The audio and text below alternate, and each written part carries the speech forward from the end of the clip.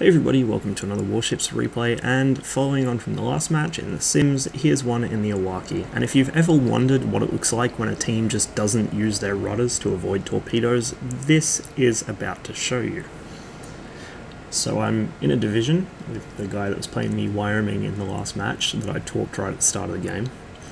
And because he was grinding through the Wyoming to get the Langley, I brought along my tier 4 Japanese cruiser, the Iwaki. We've ended up on New Dawn, of course. This is one of only a handful of maps that low-tier ships can see.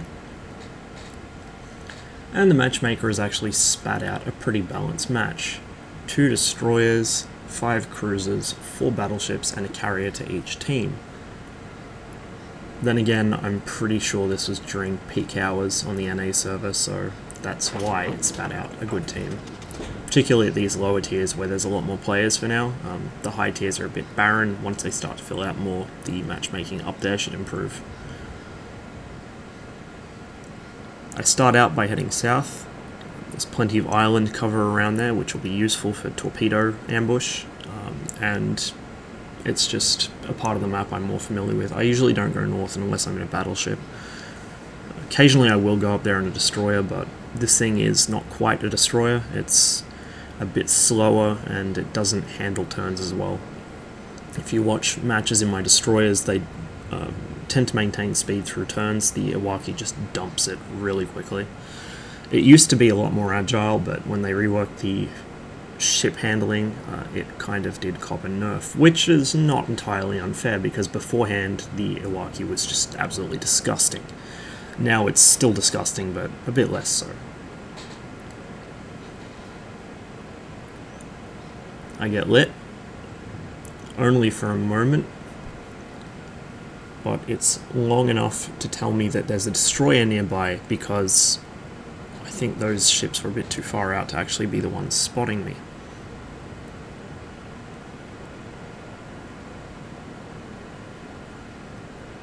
There's an enemy Myogi heading this way. I'm once again lit.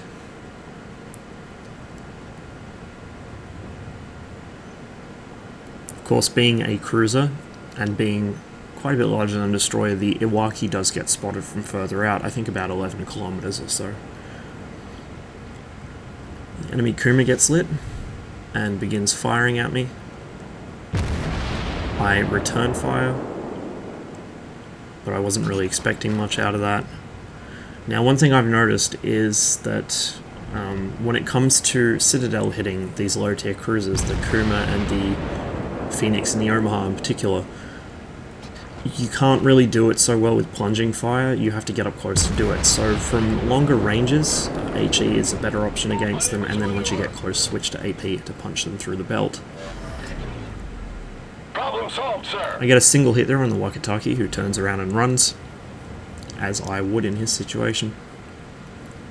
And now I'm kind of exposed to fire here from a Myogi, a Wyoming, and then the Kuma is of course approaching as well.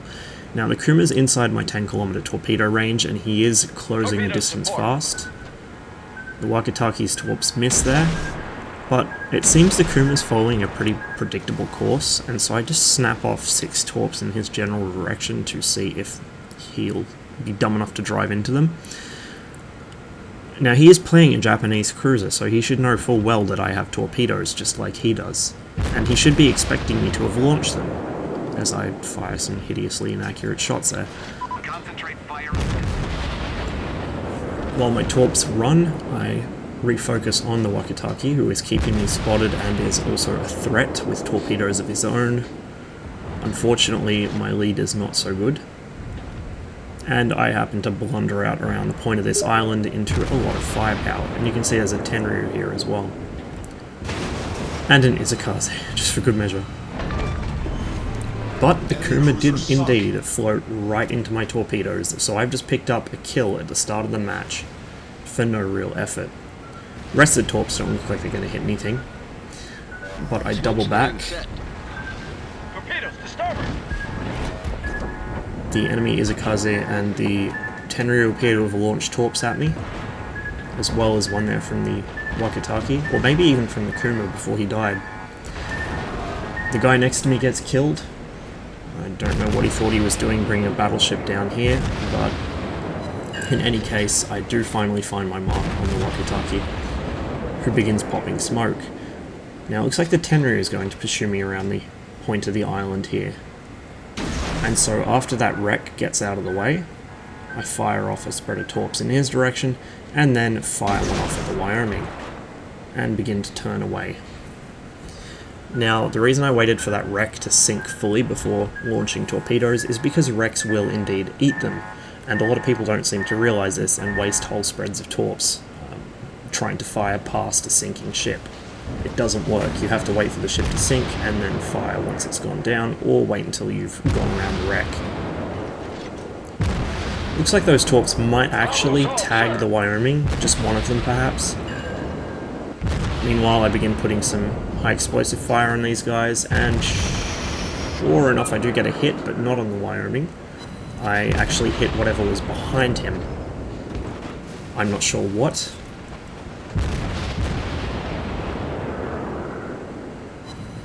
He's probably not too pleased with that St. Louis, who is sitting right on his ass and restricting his maneuver space. I get really pissed off when people do that. There's really no need to. The walkie-talkie finally pulls out of his smoke and fires his guns, which reveals his position. All stations, concentrate fire on the target. Unfortunately for me, I've slowed down almost to a full stop. I didn't actually mean to slow down that much, it was an accident. And Torpedoes to port! thankfully it means that that torp misses me, and any torps launched to my front will probably miss me as well, because I dumped so much speed. Izakazu comes around the corner. This guy is almost certainly going to launch at me, but meanwhile this Miyogi is just sitting still, he's not moving, so I launch all my torps at him, and sure enough, here come the spreads from the Izakazu, who's fired them in widespread. He's also put up his smoke screen, and I just sunk somebody.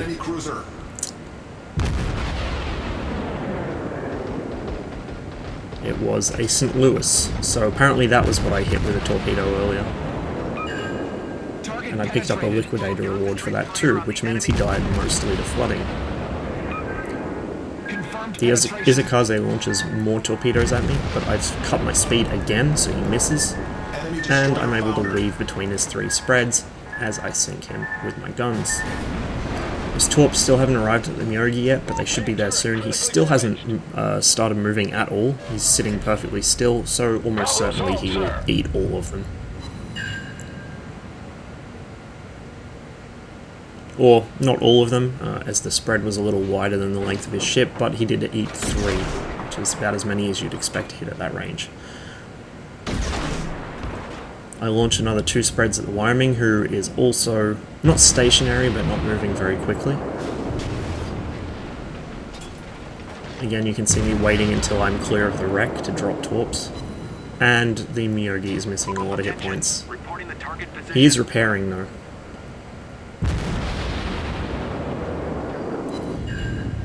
I get some hits there on the Wyoming, and manage to light a fire on the Miyogi at the same time.